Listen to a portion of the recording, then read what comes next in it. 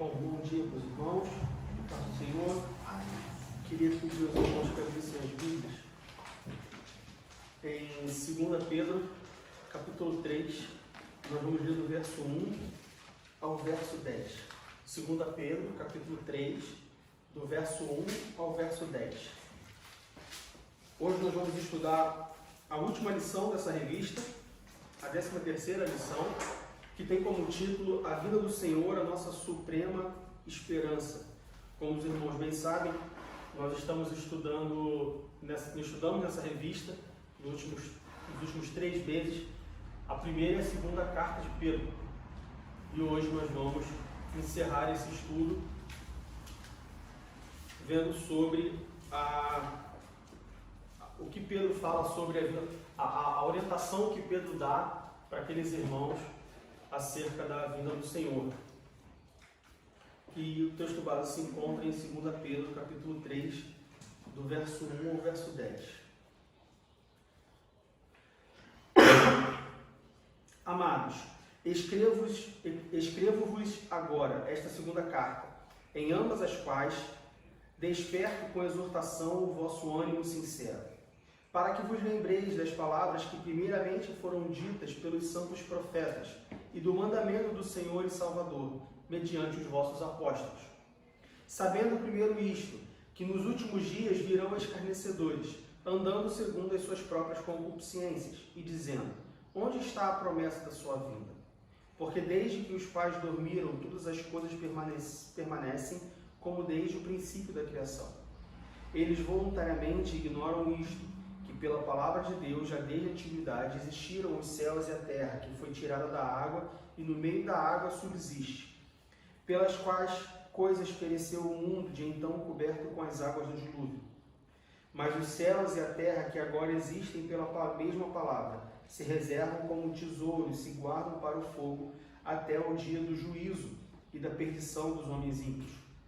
Mas, amados, não ignoreis uma coisa, que um dia para o Senhor é como 1000 anos, e 1000 anos como um dia. O Senhor não retarda sua promessa, ainda que alguns a tenham por tardia, mas é longânimo para convosco, não querendo que alguns se percam, senão que todos venham a arrepender-se. Mas o dia do Senhor virá como ladrão de noite, no qual os céus passarão com grande estrondo, e os elementos ardendo se desfarão, e a terra e as obras que nela há se queimarão. Bom, como nós estudamos nas últimas 12 lições, Pedro ele escreve 2 cartas para aqueles irmãos, para aquela igreja, e as 2 cartas falam sobre esperança. O tema central da carta é sobre esperança. Tanto é que Pedro é conhecido como o apóstolo da esperança. Na primeira carta, Pedro faz um alerta sobre as tribulações e as provações que deveriam de vir sobre aquela igreja. E aí Pedro ele fala, olha, vai vir tribulações, vão vir perseguições, mas tenham bom ânimo e tal. E a esperança que Pedro leva para aquelas pessoas é de que não desanimem da vida cristã, não desanimem do Deus que vocês servem. Vão vir tribulações, vão vir perseguições, vai ficar difícil, mas não se desesperem, Deus está convosco. Na segunda carta, e quando Pedro fala isso na primeira carta, Pedro está falando de uma perseguição realmente física, foi a perseguição que a igreja sofreu nos primeiros anos de existência. E na segunda carta, o contexto, a ideia geral de Pedro é falar sobre os falsos mestres, sobre as heresias, sobre as coisas que estavam sendo ensinadas por falsos mestres no meio daquela igreja, no meio daqueles irmãos. Então Pedro chama a atenção, olha, estão ensinando coisas que não são reais, estão ensinando coisas que a Bíblia não fala, fiquem com o que vocês ensinaram, fiquem com o que vocês aprenderam, fiquem com o que os apóstolos vos ensinaram. E a esperança que Pedro leva agora para essas pessoas não é mais uma esperança de que, olha, vocês vão passar por problemas, mas isso tudo fiquem firmes com o Deus de vocês. A esperança que Pedro passa agora para essas pessoas, na sua segunda carta, é a esperança da volta de Cristo. Sim, tem a ver com ficar firme diante das tribulações, diante das perseguições, mas a esperança agora é uma esperança não mais imediata, é uma esperança muito mais distante da realidade que eles viviam. Olha, Pedro fala, olha, Jesus vai voltar. E como nós bem sabemos, essas pessoas todas elas morreram sem ter visto a volta de Jesus. E o que Pedro fala para essas pessoas, e é o que nós vamos ver hoje, é, olha só, Jesus vai voltar, a promessa continua, mas vão haver pessoas que vão falar para vocês que Jesus não vai voltar mais, que isso tudo é história, que isso tudo é fruto de imaginação. Então, essa lição de hoje, nós vamos ver essa orientação que Pedro dá a essas pessoas de como ficarem firmes na esperança da volta de Jesus, mesmo diante dos falsos mestres, das pessoas, da zombaria que existia e que existe ainda hoje acerca da volta de Jesus. Então, primeiro nós vamos falar sobre a zombaria acerca da vida de Cristo, que é, como eu acabei de falar, uma coisa tão atual quanto era para aqueles destinatários dessa carta. Nós vamos depois falar sobre a certeza da vinda de Jesus. Pedro fala sobre a volta de Jesus, a Bíblia fala sobre a volta de Jesus, nós falamos sobre a volta de Jesus, mas de onde vem essa certeza da volta de Jesus? O que faz eu e você crermos que Jesus de fato vai voltar? Ou que ele ainda vai voltar?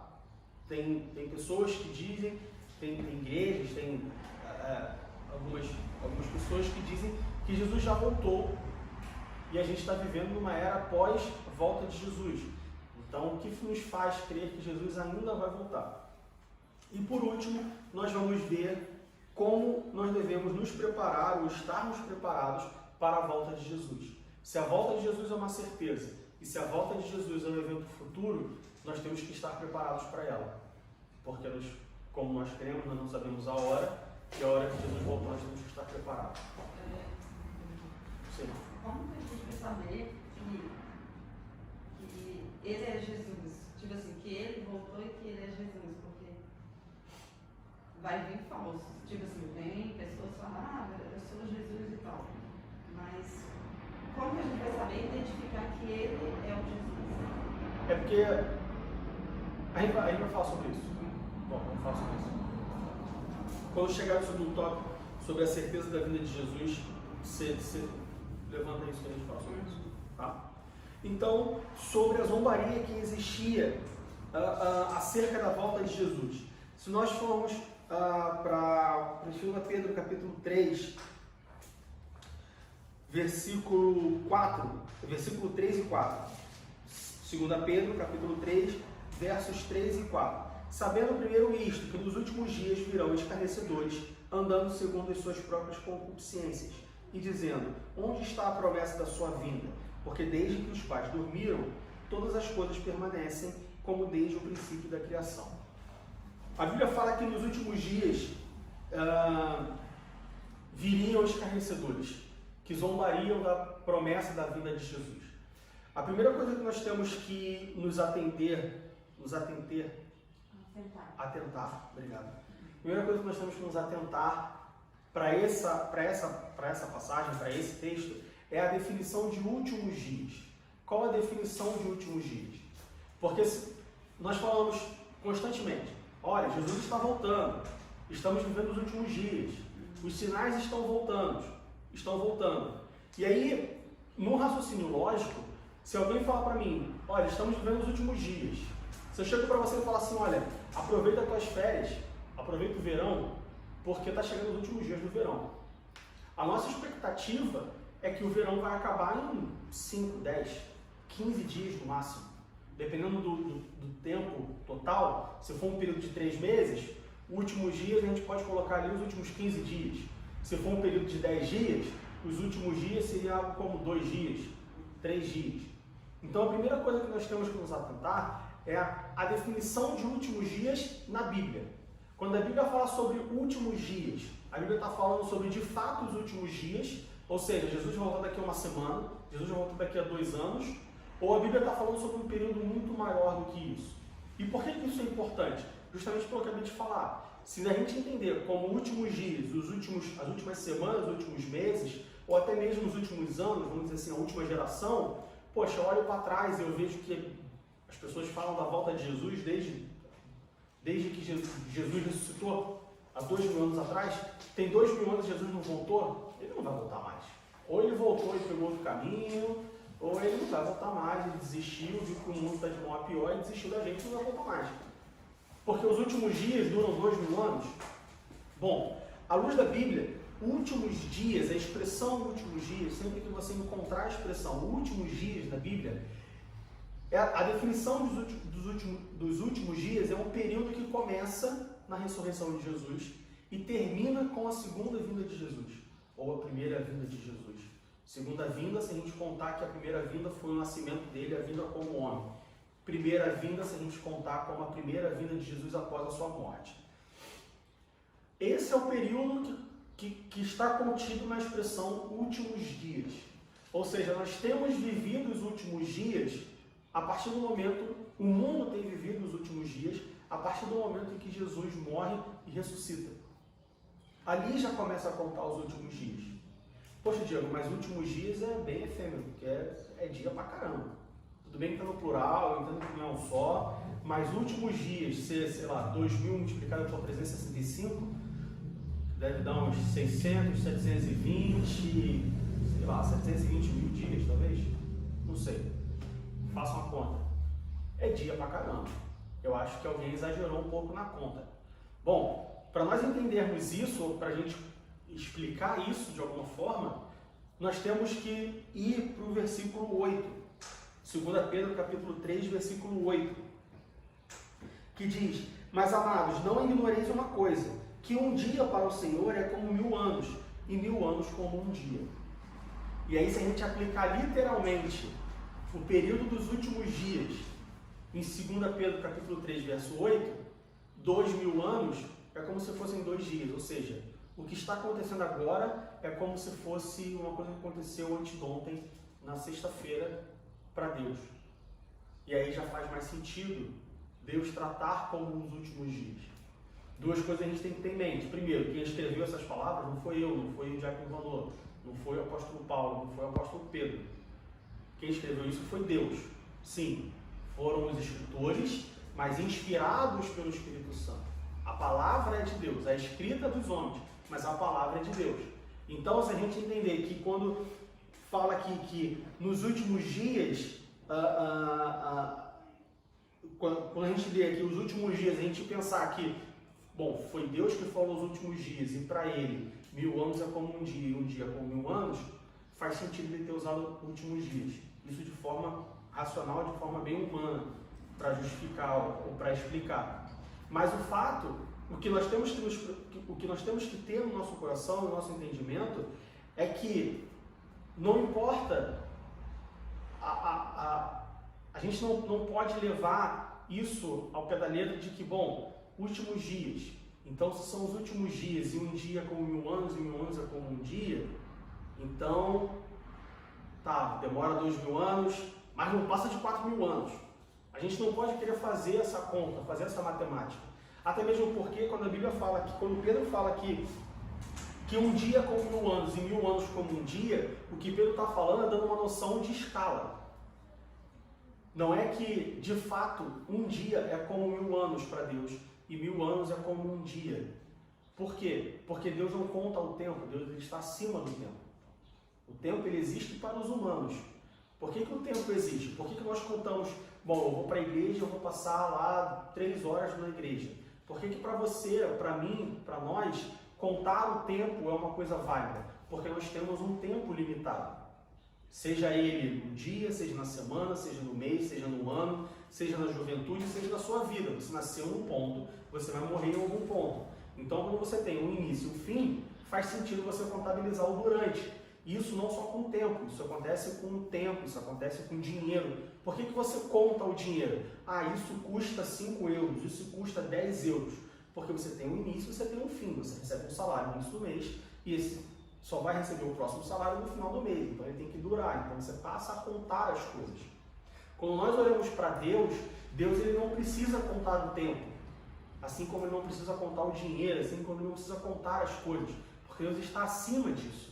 Deus é um ser eterno, ele sempre existiu e ele sempre vai existir. Não existiu um início para Deus e não vai existir um fim para Deus.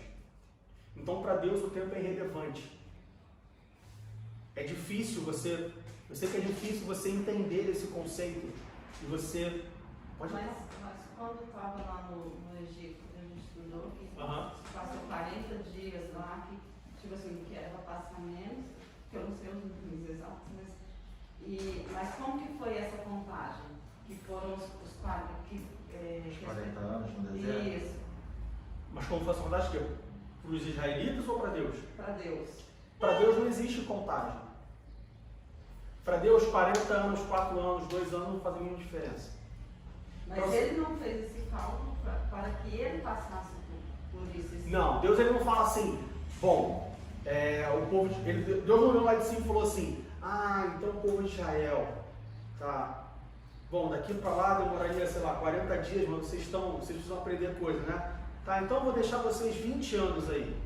Não, agora eu vou deixar 25. Olha, vocês não estão aprendendo nada. Vou deixar 40, porque 40 vai resolver. Deus não faz essa conta. A conta que Deus faz você precisa aprender, você precisa aprender, você precisa aprender. Se vai demorar 2, 6, 8 ou 40, depende de mim e de você.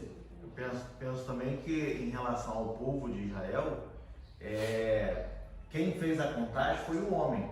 Sim. Entendeu? É o que o Diego está falando. Deus ele simplesmente falou assim, olha, vocês, um exemplo, vocês só vão entrar na Terra Prometida quando estiverem alinhados.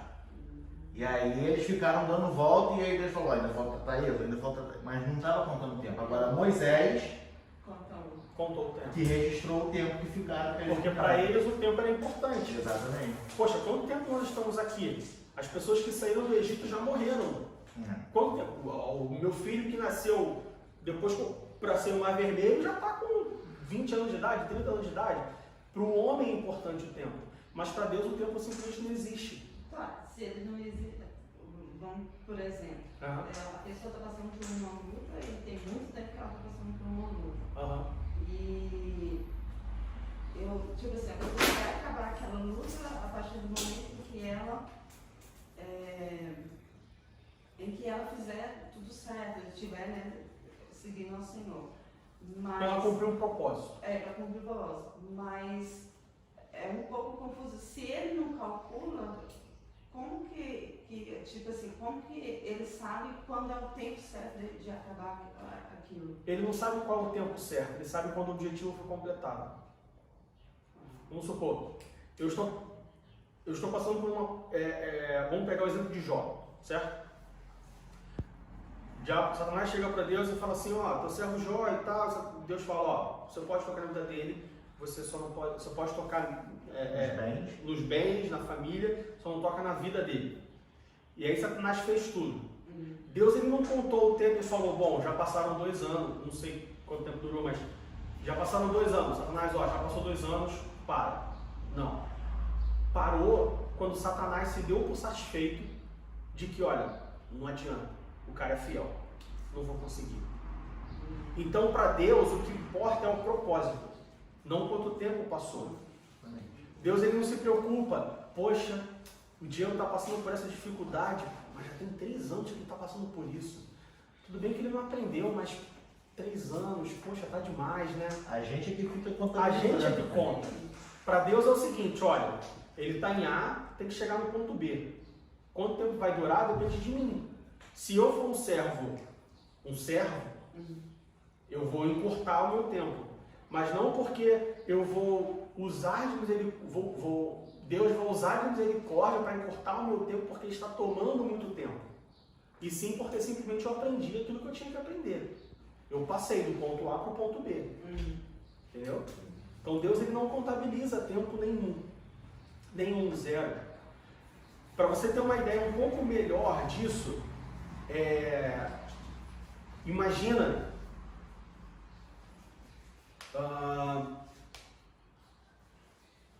você já brincou com um mapa do Google? Ou qualquer aplicativo de mapa, alguma coisa assim? Tem de música que eu já brinquei, que tipo assim, você procura usar o aplicativo de mapa. Google Maps, alguma coisa assim. Sim. Você já usou? Sim. Se você abrir ele aqui agora, Vancouver é 86, certo?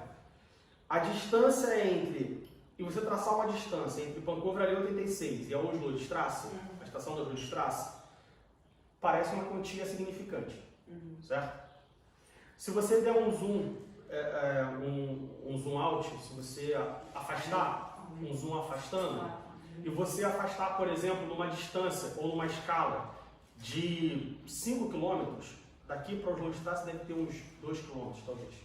E aí você afastar para uma distância de 5 km, ou seja, 5 km na zona de cima, a distância daqui para Oslo de Strasse, ela vai perder um pouco, vai diminuir a proporção.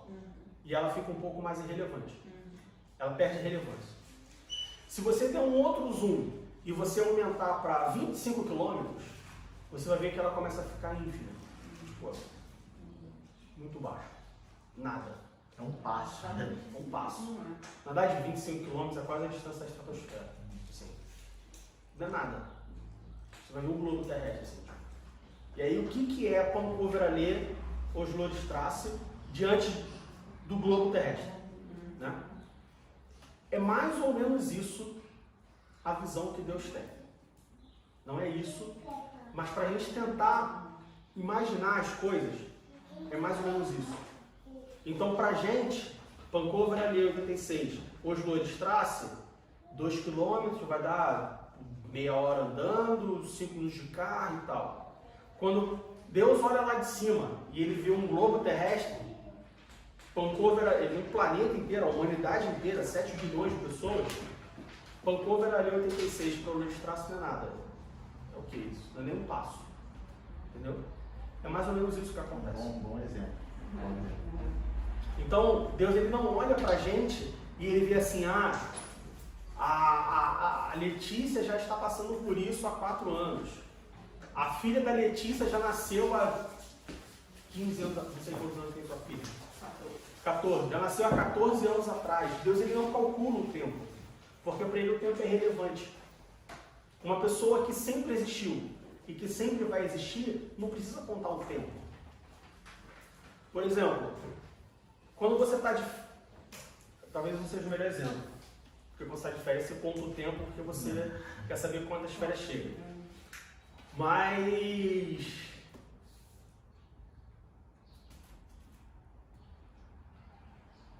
Vou pensar aqui.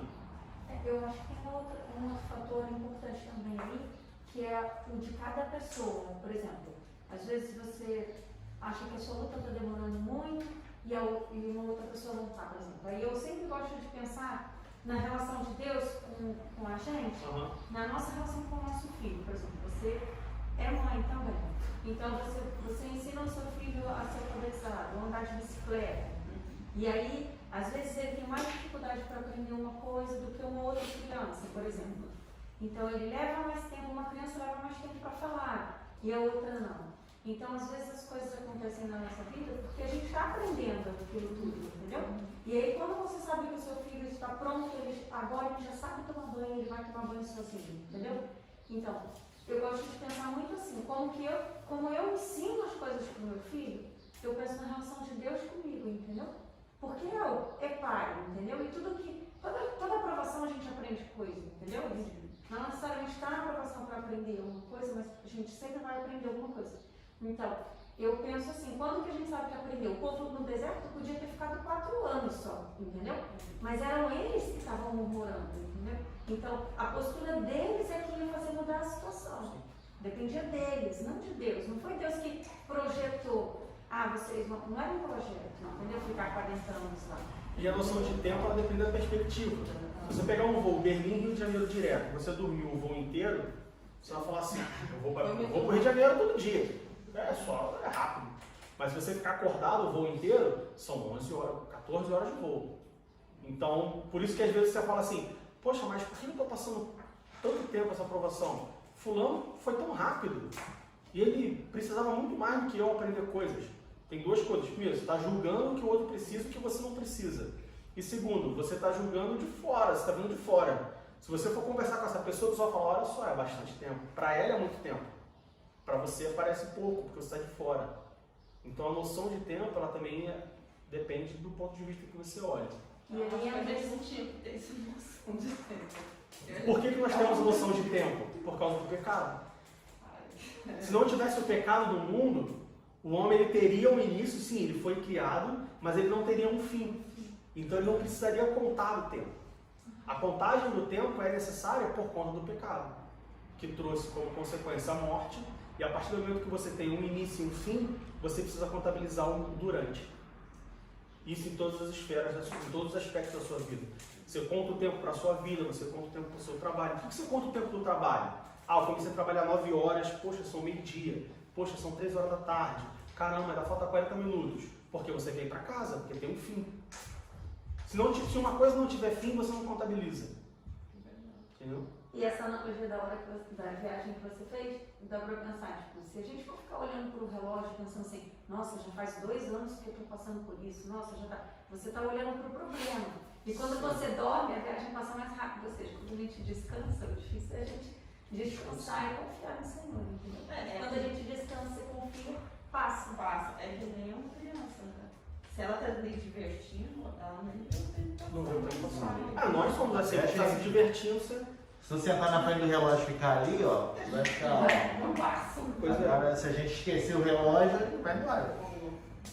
Então, o primeiro alerta que Pedro fala é sobre os escarnecedores que existiriam nos últimos dias, e aí, como nós vimos, os últimos dias compreende o período entre a ressurreição de Cristo e a volta de Jesus, a segunda volta, se você contabilizar a sua vida como homem, ou a primeira volta, se você não contabilizar ela. E que muitas pessoas zombariam disso.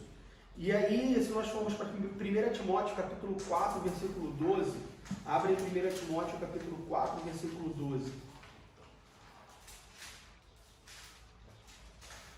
Versículos 1 e 2, desculpa. 1 Timóteo 4, versículos 1 e 2.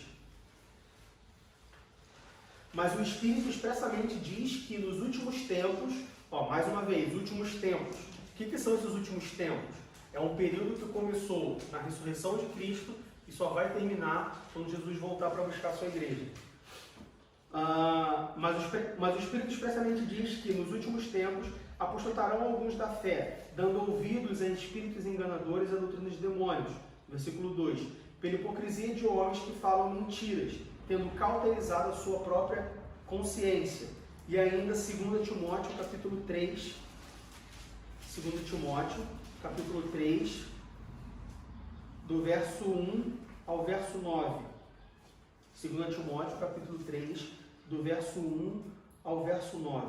Sabe, porém, isto, que nos últimos dias, olha a expressão últimos dias de novo, sobrevirão tempos trabalhosos, porque haverá homens amantes de si mesmos, avarentos, presunçosos, soberbos, blasfemos, desobedientes a pais e mães, ingratos, profanos, sem afeto natural, irreconciliáveis, caluniadores, incontinentes, cruéis, sem amor para com os bons, traidores, obstinados, orgulhosos, mais amigos dos deleites do que amigos de Deus, tendo aparência de piedade, mas negando a eficácia dela. Destes afasta-te, porque deste número são os que se introduzem pelas casas e levam cativas mulheres nécias, carregadas de pecados, levadas de várias concupiscências, que aprendem sempre e nunca podem chegar ao conhecimento da verdade. E como Janes e Jambres resistiram a Moisés, assim também estes resistem à verdade, sendo homens corruptos de entendimento e repróbados quanto à fé. Não irão, porém, avante, porque a todos será manifesto o seu desvario, como também o foi daqueles. E aí você pode falar assim, poxa, Diego, tudo que você... Eu acho que eu discordo com você, porque tudo que você acabou de ler é exatamente o que está acontecendo agora. Então, para mim, os últimos dias são os dias que, de fato, vão anteceder a volta de Jesus. E o meu contra-argumento para você não, continua a mesma coisa. A diferença é que, conforme for chegando mais próximo, pior vai ficando. Tudo isso que Paulo listou para Timóteo, no capítulo 3, isso acontecia 2000 anos atrás, isso acontecia na igreja primitiva. Isso acontecia em Roma, isso sempre aconteceu, na verdade. Só que agora está ficando pior. Homossexualismo, sempre teve homossexualismo. Roma era uma sociedade homossexual, com práticas homossexuais. Desde lá atrás, desde no tempo os de gregos, Salomão. Salomão já tinha isso, que foi piorando. Então, se a gente comparar hoje com há 1000 anos atrás, aumentou, mas não passou a acontecer. Por isso que a Bíblia fala que os sinais se intensificam. Ah, então você está falando que os últimos dias é um período de 2000 anos. Como que a gente sabe se está chegando perto ou não? Bom, a primeira coisa, se não veio ontem, pode vir amanhã. Então, cada dia que passa é um dia menos, certo? Eu nasci em 86. Eu não sei quando eu vou morrer, mas eu sei que há 2 anos atrás eu estava muito mais longe da minha morte do que hoje, porque se passaram 2 anos. Então, a primeira coisa é, bom, os últimos dias é um período que se compreende desde a ressurreição de Cristo até a sua volta. Se já passaram 2000 anos, e ele pode vir a qualquer momento, está muito mais perto do que estava ontem, do que estava no passado. E a segunda coisa é a intensidade dos sinais. Existem sinais para o cumprimento. A Bíblia fala de vários sinais que servem como sinais da volta de Jesus.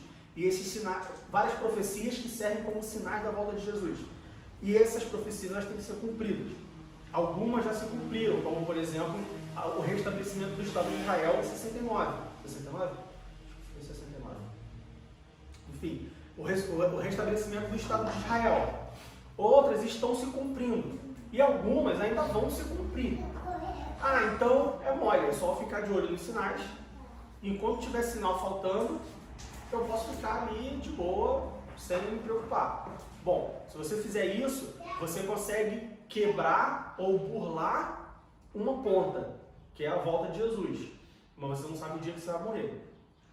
Então você pode burlar ou contornar a volta de Jesus, a preparação para a volta de Jesus, mas você não sabe se amanhã você vai acordar vivo. Então, assim, é um risco. Você reduz as suas chances, mas você ainda tem chance, você ainda corre risco. Então, esses são os últimos dias. E as pessoas, como o Pedro fala e nós lemos, escarneciam disso.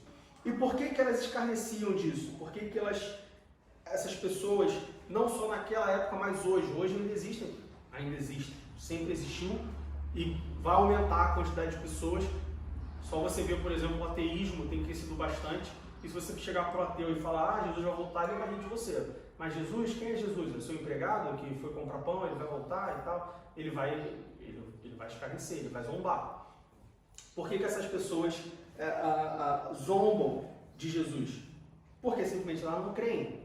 Algumas porque não creem. É o ateísmo. A pessoa acha que é tudo história da carochinha.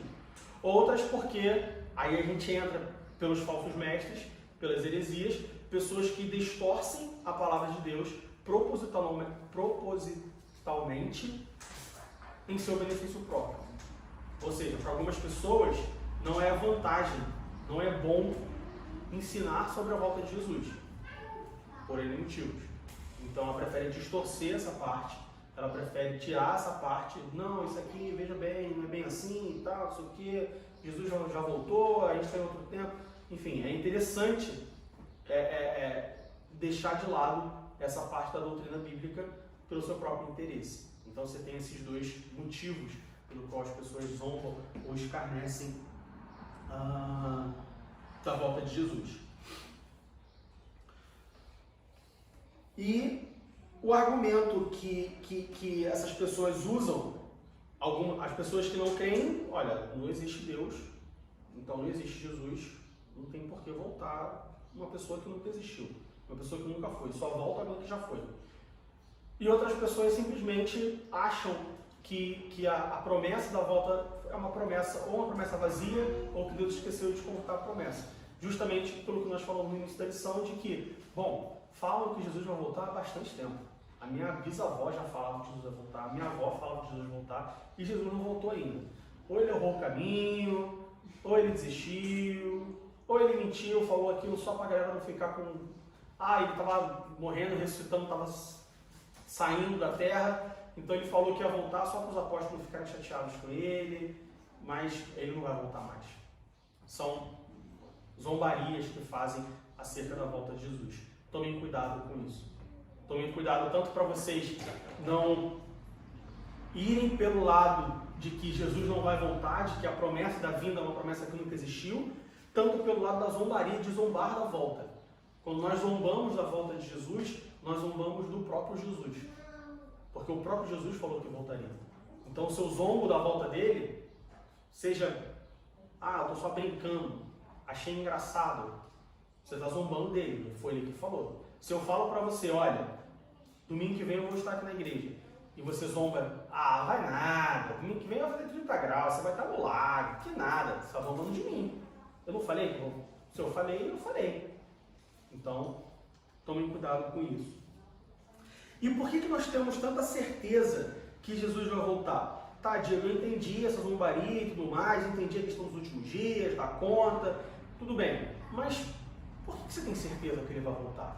Por que você passou os primeiros 30 minutos de aula falando sobre a volta de Jesus? O que te faz ter tanta certeza da volta de Jesus? Bom, a primeira coisa que nos faz ter certeza da volta de Jesus é a própria palavra de Deus, a própria Escritura. É por isso que sempre que eu vou debater alguma coisa, ou que eu vou ter alguma conversa com alguém que não é cristão acerca de coisas bíblicas, sejam elas costumes ou doutrinas, a primeira pergunta que eu faço é: você crê na Bíblia? Porque aí você já divide para onde vai a conversa. Se a pessoa fala assim, não, eu creio na Bíblia. Tá, você crê que a Bíblia foi escrita por Deus?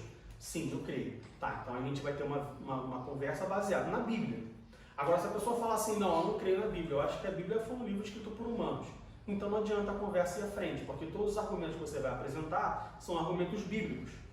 Porque qualquer argumento que não seja bíblico tem que ser apresentado por Deus ou pelo Espírito Santo. Não é você que vai apresentar. Ou seja, você convencer uma pessoa de que Jesus de fato vai voltar sem usar a Bíblia, você não vai conseguir. Vai ficar sempre no embate de a sua palavra contra a minha palavra. Então, a primeira certeza que nós temos é examinando as Escrituras. A Bíblia é clara quando fala que Jesus vai voltar. Mas quando que ele vai voltar? Não se sabe. Mas ele falou que vai voltar. Se ele falou que vai voltar, eu creio. Mas por que eu acredito que ele vai voltar? Explicitamente na palavra de que ele vai voltar. Bom, porque todas as outras coisas que ele falou aconteceu.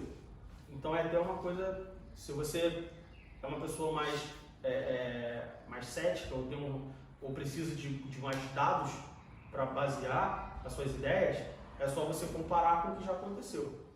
Bom, Deus fez essa e essa promessa, ele cumpriu essa e essa. Ele fez uma quarta. Bom, se ele cumpriu, se ele fez 4 promessas e cumpriu 3, estatisticamente falando, ele vai cumprir a quarta. Então pode ser mais um dado para você se basear. Mas o principal se você crê na Bíblia, que a Bíblia foi escrita por Deus e que as palavras que estão aqui foram palavras escritas por homens, mas inspiradas por Deus através do Espírito Santo, ele disse que vai voltar. Então, se ele disse que vai voltar, até hoje, eu pessoalmente, Diego, Deus nunca me deu motivo para duvidar dele. Deus nunca falou algo para mim que ele não fez. A palavra de Deus para mim nunca foi vazia. Sempre que Deus falou, isso cumpriu. Sempre que eu precisei, ele estava lá. Então não tenho motivos pessoal, para duvidar de que Deus vai voltar.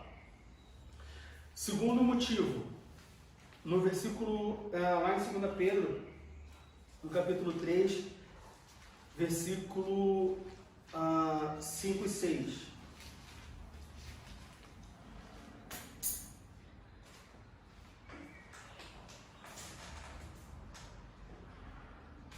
Versículos 5 e 6. Eles voluntariamente ignoram isto, que pela palavra de Deus já desde a antiguidade existiram os céus e a terra, que foi tirada da água e no meio da água subsiste, pelas quais coisas pereceu o mundo de então coberto com as águas do dilúvio. Pedro ele dá 2 argumentos históricos, bíblicos e divinos acerca da garantia da promessa de Deus, que é a criação do mundo e o julgamento do mundo no dilúvio. Pedro fala, olha só, foi ele quem criou todas as coisas. A sua palavra é tão poderosa que ele falou, haja céu, e houve céu, haja luz, e houve luz, haja isso, haja aquilo, haja não sei o que, e as coisas acontecem. A palavra dele é tão poderosa que se ele fez isso, se ele criou o mundo inteiro, por que ele vai mentir sobre a sua volta? qual o propósito da mentira? Qual propósito teria uma mentira de Deus acerca da vida do seu filho? E o segundo argumento foi o julgamento do mundo lá no dilúvio com Noé. Deus falou, olha só, o mundo está mal, e isso é só um dos exemplos da Bíblia, mas Deus falou para Noé, olha, o mundo está no pecado, o mundo está mal, constrói uma arca que eu vou salvar você e a tua família. E o que aconteceu? Ele mandou a chuva, como ele falou que mandaria, ele salvou Noé, assim como ele falou que salvaria. E esse é só um dos exemplos. Se a gente olhar a Bíblia do início ao fim, nós vamos encontrar várias outras vezes em que Deus falou, olha, vou fazer isso, vai acontecer aquilo, e ele fez isso, aconteceu aquilo. Então, mais uma vez, se você precisa de dados, se você gosta de dados para basear as suas ideias, as suas convicções, a Bíblia é cheia de dados que comprovam a veracidade da volta de Jesus. Fala. Uma prova não só do poder de Deus, quando Jesus ele vai ao sepulcro, que ele vira e fala assim, Lázaro, saia para fora. Não poderia falar morto, sai para fora. Mas a palavra é tão poderosa, creio que você fala morto, sai para fora. Todo mundo sairia. Estavam todos mortos. Porque morto é E ele indefinível. queria ressuscitar Lázaro, então Lázaro sai para fora. Ele direciona, né? Ele direciona, ele tinha foco, é Lázaro, não é ninguém, é Lázaro. Você tá no cemitério, chama morto e fala. Creio eu que qualquer morto que tivesse teria saído para fora e estaria de pé. Sim. Isso assim, é a demonstração do poder, da grandeza do poder de Deus. Sim. É até engraçado você pensar nisso, né? Porque você imagina um Jesus todo cauteloso com o que ele falava, né? Porque, imagina, alguém ele tinha que me... Ele era Deus, ele é Deus. Então, claro que a gente está só fantasiando um Jesus cauteloso. Ele era cauteloso no dia certo naturalmente, não precisava medir suas palavras. Mas não, peraí, é só Lázaro. Porque senão não é todo mundo e não é todo mundo que eu quero só Lázaro e tal. Enfim, adiante. E o terceiro ponto sobre a certeza da vinda de Jesus foi o que nós já lemos em 2 Pedro capítulo 3, versículo 8. Mas amados, não ignoreis uma coisa, que um dia para o Senhor é como 1000 anos, e 1000 anos como um dia. E foi o que nós falamos no início da lição, no início da aula, sobre a questão do tempo. Deus ele não tarda, Deus ele não falha. Deus ele não falha, ou seja, se ele prometeu, ele vai cumprir, e ele não tarda. Ou seja, se ele prometeu uma coisa, essa coisa vai ser cumprida na hora que tem que ser cumprida. Por que Deus não tarda? Bom, primeiro motivo, porque Deus não conta o tempo. Então, quando Deus promete para Abraão que vai dar um filho a Abraão, Deus não promete, Abraão, vou te dar um filho daqui a X anos. Vou te dar um filho daqui a X meses. Ele fala, vou te dar um filho. Não tem promessa, não tem tempo envolvido. Deus ele não promete em cima de um tempo, porque para ele o tempo não existe, o tempo existe para nós. A contabilização do tempo existe para nós. E segundo, que a promessa de Deus não tarda, ou seja, não é, Abraão, vou te dar um filho. Abraão está pronto para... Vamos lá. A promessa de Deus não tarda, porque a promessa de Deus não é baseada no tempo, como eu falei. Ela é baseada num propósito, ela é baseada num objetivo. Então, Deus não fala assim, Abraão, eu vou te dar um filho quando você estiver pronto para ter um filho. E Abraão, dormi aqui, estava conversando aqui com o Gabriel e desculpa aí, você já está pronto há 2 anos. E eu esqueci de você. Não, isso não acontece. Deus não tarda a sua promessa. Deus ele não priva o cumprimento da promessa porque ele tem picuinha com alguém. Eu não gosto tanto do Diego assim, o Diego às vezes está próximo de mim, às vezes não. Eu vou deixar a promessa ele está pronto para receber a promessa, mas há 2 anos atrás ele falou umas coisas para mim que eu não gostei muito, então eu vou deixar ele de castigo. Deus não coloca ninguém de castigo. Deus ele corrige.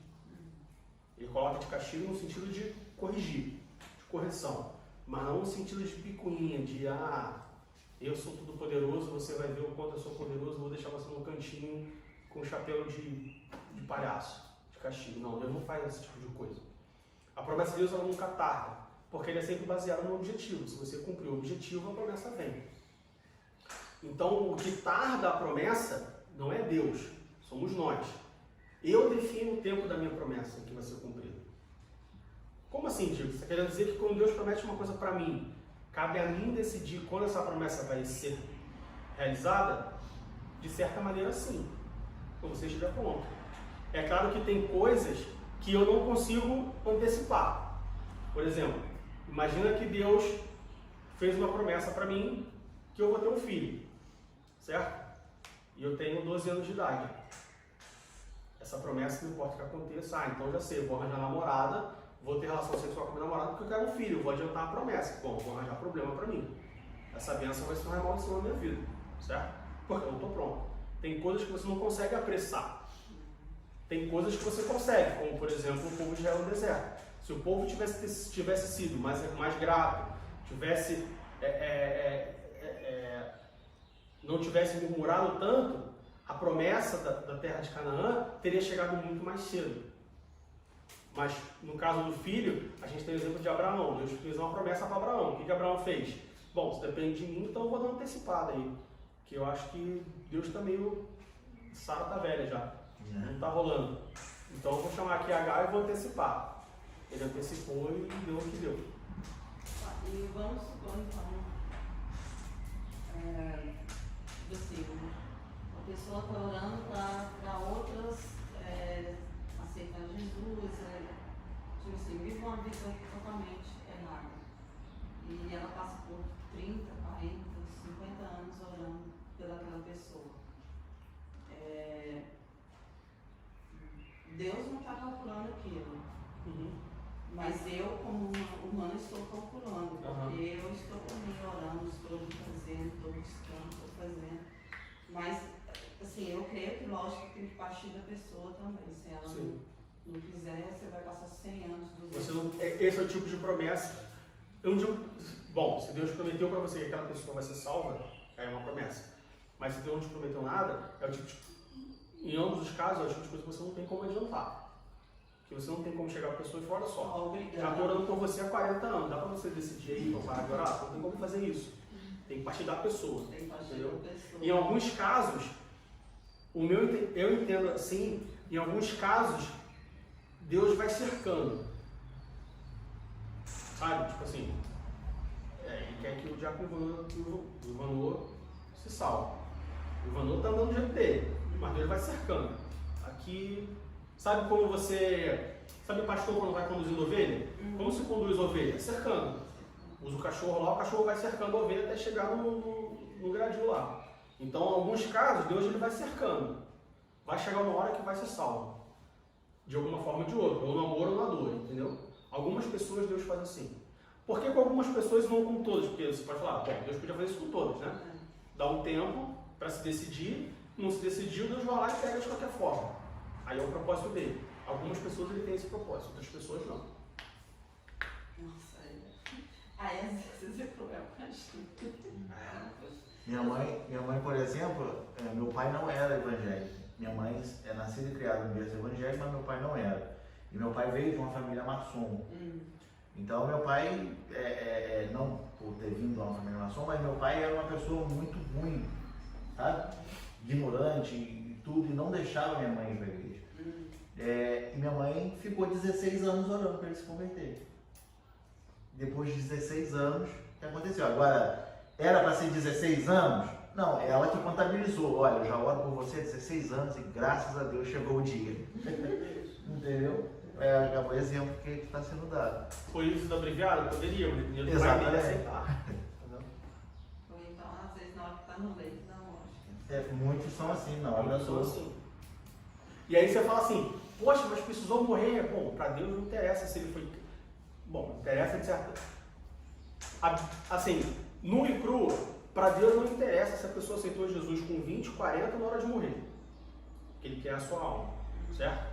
É claro que ele gostaria que a pessoa tivesse aceitado com 20 anos de idade, na juventude. Não porque ele queria ter a pessoa mais tempo servindo a ele, mas sim porque seria mais um para a sua obra. Entendeu? Seria mais uma pessoa, imagina uma pessoa que aceitou com 20 e morreu com 80. Poxa, 60 anos trabalhando na obra de Deus. Entendeu? Mas ali no final, no frigir dos ovos ali, o que importa para Deus é que morreu salvo. Então, a promessa de Deus ela nunca tarda, ela não falha e ela não tarda. Deus ele nunca cumpre a promessa no tempo errado, ele cumpre sempre no tempo certo. Para nós parece ser no tempo errado por N motivo, seja porque eu estou cansado de esperar, seja porque eu sou imediatista, seja porque eu acho que Deus esqueceu de mim, seja porque eu estou vendo o meu irmão recebendo a dele e eu não recebi a minha ainda, e eu estou com inveja do meu irmão porque eu também queria dar o testemunho da forma dele. A gente cresceu junto, eu queria dar o testemunho antes dele, mas ele deu antes de mim, então eu acho que Deus esqueceu de mim e que Deus não está cumprindo a sua promessa. Mas, biblicamente falando, Deus ele nunca retarda a sua promessa. A promessa dele é sempre na hora certa, no momento em que tem que ser feito. Cabe a nós, algumas vezes, antecipar esse processo, como nós já falamos. Se Deus tem uma promessa e eu preciso de estar pronto para receber aquela promessa, eu posso ficar pronto em mais tempo, em menos tempo ou em mais tempo. Então cabe a mim. Às vezes nós relutamos tanto em estar prontos que a gente acaba retardando a promessa. Como nós já falamos, é o caso do povo de Israel. E como nós devemos nos preparar para essa promessa? Tá, Diego, eu entendi que existiam pessoas que escarneciam e zombavam, e isso eu estou totalmente contra, eu acho que isso não existe. Eu entendi que os últimos dias é um período grande mesmo, de fato, que se compreende desde a ressurreição de Jesus até a sua vinda. Eu entendi e eu concordo que, sim, Jesus vai voltar, foi feita uma promessa e Deus é fiel para cumprir a sua promessa, ele nunca me deu motivo nenhum para duvidar dele, e não tem por que duvidar dele, então eu creio que Jesus vai voltar sim. Eu vivo nessa esperança, eu tomo para mim essa palavra, e o que eu preciso fazer agora? Bom, agora que você crê nessa promessa, você precisa estar preparado para essa promessa, certo? Para qualquer promessa, como nós acabamos de falar. A promessa chega no momento que nós estamos prontos. Então, não que Deus vai esperar que toda a humanidade esteja pronta, o servindo para que Jesus volte. Isso não faz sentido, porque Jesus vai voltar independente se você está pronto ou não, vai voltar na hora que tem que voltar. Senão, o plano da salvação, o que vai acontecer após a volta de Jesus, milênio e tudo mais, não faria sentido. As pessoas que morreram sem salvação, enfim, a Bíblia não faz sentido se Jesus só voltar quando o mundo inteiro estiver pronto, porque pessoas já morreram antes disso. Então, mas nós precisamos estar prontos para o dia que Jesus voltar. Nós precisamos estar alertas para não correr o risco de Jesus voltar e nós não subirmos com ele. Então, a primeira coisa que nós precisamos fazer, como eu disse, é estar alertas. Vamos abrir em Mateus capítulo 24, versículo 43. Mateus capítulo 24, verso 43.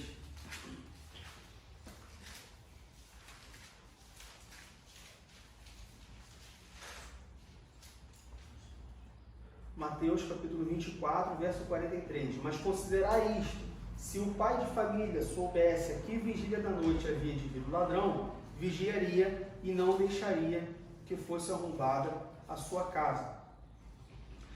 Versículo 44. Por isso estai vós apercebidos também, porque o Filho do Homem há de vir a hora em que não penseis. Então, a primeira coisa que nós temos que fazer é estar alerta. A gente já sabe que Jesus vai voltar. A gente não sabe quando, mas sabe que ele vai vir. Então, fica alerta. Você sabe que vai uma visita na sua casa. Você não sabe se vai de manhã, de tarde ou de noite.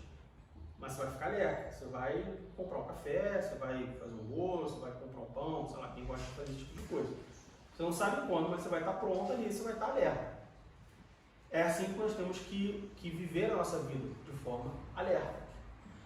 O que a Bíblia nos fala é que as únicas pessoas que serão surpreendidas pela volta de Jesus são os incrédulos e os ímpios.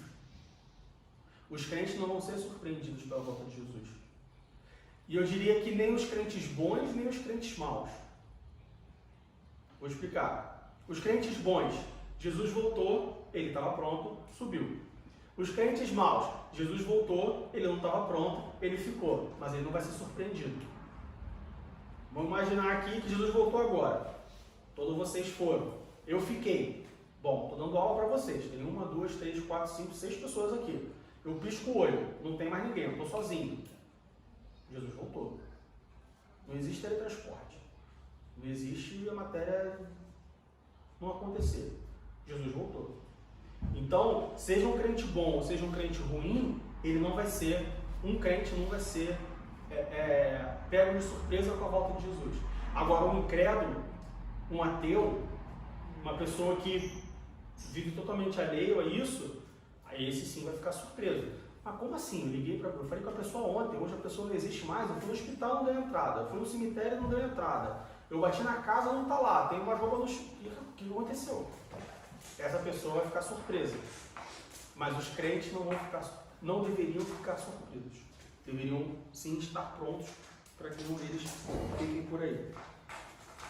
Então nós temos que estar preparados. E aí a Bíblia, principalmente nos evangelhos, principalmente o Evangelho de Mateus, ela fala bastante sobre estar... Você quer fazer a pergunta? Pode falar.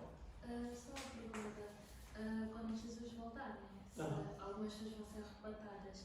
E as que não forem, quer dizer que não vão acontecer ou podem ir mais tarde? As pessoas que não forem arrebatadas, elas viverão o período da grande tribulação. Vai haver salvação na grande tribulação, mas uma das características da grande tribulação é que o Espírito Santo não vai estar mais entre nós. Jesus, ele morreu e ressuscitou. Ele deixou o Espírito Santo conosco. Quem convence o homem do pecado é o Espírito Santo. É o Espírito Santo que chega para você e fala assim: olha só, você está em pecado, se arrepende e aceita o sacrifício de Jesus como seu Salvador. A partir do momento que Jesus volta e busca a sua igreja, não tem mais sentido o Espírito Santo estar aqui. Então o Espírito Santo não vai mais ficar, ou seja, o Espírito Santo não vai mais fazer esse trabalho de convencimento. Então, no final das contas, sim, essas pessoas que ficaram podem ser salvas, mas vai ser muito mais difícil serem salvas. Não só pela perseguição que vai existir, não só pela ausência de igreja, veja bem, não tem mais igreja. Como que você vai chegar até Deus? É claro que você não precisa de igreja para chegar a Deus, mas a igreja é um caminho, ela é uma porta de entrada bem grande, bem facilitadora para você conhecer a Deus. Isso não vai existir mais. E principalmente, não vai existir mais a obra do Espírito Santo no convencimento do pecado. Eu não contaria com isso.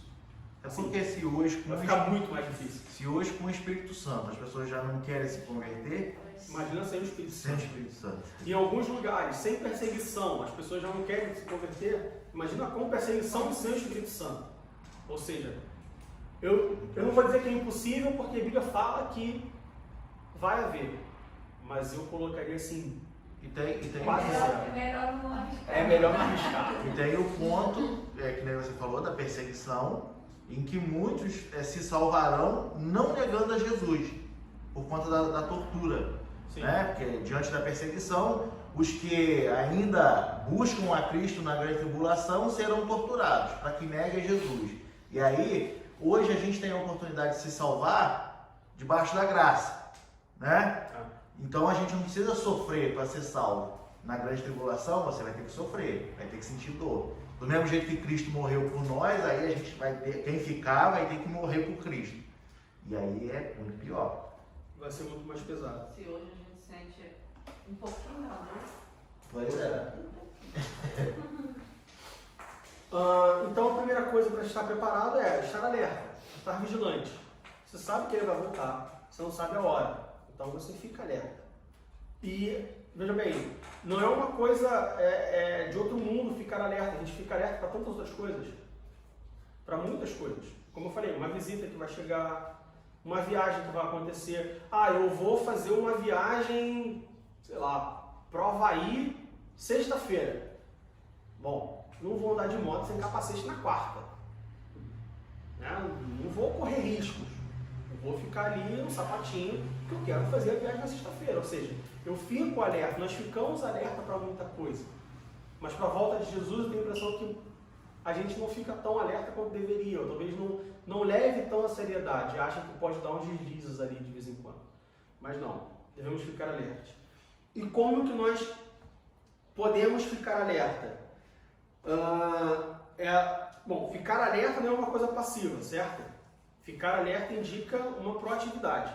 Eu vou ficar alerta. Você não simplesmente fica parado ali esperando acontecer. Isso não é ficar alerta, isso é ficar descansado. A Bíblia não fala para nós ficarmos descansados. Jesus não fala, olha, fique descansado porque eu vou voltar. Ele fala, olha, fica alerta porque você não sabe quando eu venho. Então, ficar em alerta implica numa proatividade. E como que a gente faz isso? Vamos abrir em Romanos, capítulo 13, versículo 11 ao versículo 14.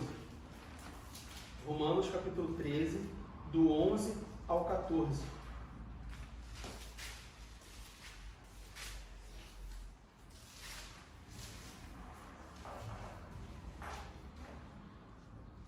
E isto digo, conhecendo o tempo, que é já hora de despertarmos do sono, porque a nossa salvação está agora mais perto de nós do que quando aceitamos a fé. Está vendo o que eu falei de que está mais próximo do que ontem? E veja que Paulo, isso é interessante, Paulo ele fala, já é hora de despertarmos do sono, porque a nossa salvação está agora mais perto de nós do que quando aceitamos a fé. Ou seja, o que Paulo fala é que, olha, a sua salvação está mais próxima hoje do que estava ontem. Isso é mais um indicativo de que a salvação é um estado, a salvação é um objetivo. Você está na condição de salvo, você está na condição de não salvo. Mas a salvação de fato, definitiva, é só no momento que você morrer salvo ou que Jesus voltar para buscar a sua igreja e você estiver pronto para ser salvo. A salvação, trate sempre a salvação como um objetivo. Olha, eu quero ser salvo e para eu ser salvo eu tenho que viver uma vida santa e uma conduta reta. Não trate como que, não, eu já estou salvo. Aceitei o sacrifício, já estou salvo, está tranquilo, posso dar um deslize aqui, um deslize ali, Deus ele perdoa e tal, ele é misericordioso, está tudo bem. Não faça isso, que é um erro que você vai cometer e pode pagar caro por isso. Então, versículo 11, versículo 12 até o 14. A noite é passada e o dia é chegado. Rejeitemos, pois, as obras das trevas e vistamo-nos das armas da luz. Andemos honestamente, como de dia, não em glutonarias, nem em bebedeiras, nem em desonestidades, nem em dissoluções, nem em contendas e inveja, mas revesti-vos do Senhor Jesus Cristo e não tenhais cuidado da carne em suas concupiscências. Agora vamos abrir em 2 Coríntios capítulo 5. 2 Coríntios capítulo 5, versículo 1. 2 Coríntios capítulo 5, do verso 1 ao verso 11. Porque sabemos que se a nossa casa terrestre deste tabernáculo se desfizer, temos de Deus um edifício, uma casa não feita por mãos, eterna, nos céus. E por isso também gememos desejando ser revestidos na nossa habitação, que é no céu. Se todavia, estando vestidos, não formos achados nus, porque também nós, os que estamos neste tabernáculo, gememos carregados, não porque queremos ser despidos, mas revestidos, para que o mortal seja absorvido pela vida. Ora, quem para isso mesmo nos preparou foi Deus, o qual nos deu também o penhor do Espírito, pelo que estamos sempre de bom ânimo, sabendo que enquanto estamos no corpo, vivemos ausentes do Senhor. Porque andamos por fé e não por vista, mas temos confiança e desejamos antes deixar este corpo para habitar com o Senhor, pelo que muito desejamos também ser desagradáveis, quer presentes, quer ausentes. Porque todos devemos comparecer ante o tribunal de Cristo, para que cada um receba segundo o que tiver feito por meio do corpo, ou bem ou mal. Assim que, sabendo o temor que se deve ao Senhor, persuadimos os homens à fé, mas somos manifestos a Deus, e espero que na vossa consciência sejamos também manifestos. Nós devemos buscar viver de maneira santa, de maneira reta, de maneira exemplar, dando bom testemunho, próximo ao corpo de Cristo. Pastor, é exatamente quando nós falamos de estar próximos ao corpo de Cristo, sermos membros do corpo de Cristo, é exatamente como uma planta, como uma árvore. Imagina que a árvore é Cristo, certo? Ela tem raízes profundas, ela é sólida, ela alimenta, ela é boa. Se você é um galho enxertado nessa árvore, um galho que faz parte dessa árvore, você vai receber todo o nutriente, toda a vitamina, todo o alimento necessário para que você cresça, floresça, dê bom fruto. Se você é um galho que sai dessa árvore, você não vai receber esse alimento. Você até pode receber outro alimento. Você pode tirar o galho cai ali na terra próximo, e aí, pela ciência, esse galho acaba criando raiz e virando uma árvore. Mas ela não vai ser uma árvore do mesmo tamanho que a árvore grande. Ela não vai ter a mesma quantidade de nutrientes, de vitaminas, do que é necessário de alimento que é necessário para ela, do que ela teria se ela tivesse enxertada num galho grande. Então, o nosso objetivo, até a volta de Jesus, é estarmos próximos do corpo de Cristo. Vivendo uma vida santa, vivendo uma vida reta. Tudo aquilo que não for santo, não for reto, se abstenha, se distancie. Ah, mas veja bem, isso aqui não tem problema. Isso aqui, como o pastor fala, não tem nada a ver. Tá, mas na sociedade em que você vive, o que isso representa? Ah, algumas pessoas não veem como uma coisa boa, então se abstenha. Poxa, mas aí eu vou deixar de fazer uma vontade minha por causa do meu vizinho? Bom, é melhor você deixar de fazer uma vontade sua por causa do seu vizinho e viver eternamente, do que você colocar em prática uma vontade sua, ignorando o seu vizinho, e morrer sem Cristo, morrer sem salvação. Lembre-se que nós estamos aqui de passagem. E aí entra de novo o que nós falamos no início da aula, sobre a contabilização do tempo. Nós contamos o tempo, e o tempo ele aparenta ser importante, porque quando nós temos uma visão limitada do mundo. Quando eu tenho uma visão de que eu nasci em 86 e a expectativa de vida do mundo hoje é cerca de 80 anos de vida, bom, parece uma coisa, eu tenho que contar ali, eu tenho que, mas eu vou viver, sei lá, imagina que eu me converti com 13, a expectativa é 80, bom, então eu vou viver 67 anos me privando daquilo que eu poderia fazer, mas são 67 anos, parece muita coisa se eu colocar a escala de 80, certo? É quase 2/3. Mas se eu colocar na escala que ela deve ser colocada, que é a vida eterna, 67 anos não é nada. É o exemplo que a gente deu lá do Google Maps, quando você dá um zoom. Quando eu olho para Vancouver ali, os Lois de Trace, 2 km parece muito. Quando eu dou um zoom de 25 km, tudo que eu vejo agora é um planeta com 7 bilhões de pessoas, não sei quantos mil quilômetros de área, 2 km não é nada. Você dá risada.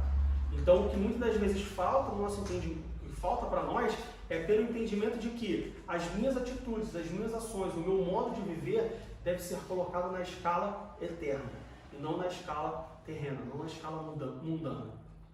Sempre que nós colocarmos, que nós pesarmos o modo de viver cristão, o modo de viver santo na escala mundana, ela vai parecer uma coisa, mas será que vale tanto a pena assim e tal? Bom, eu vou aproveitar um pouco mais a minha vida, vou aproveitar um pouco mais a juventude, quando eu ficar mais velho, aceitar Jesus.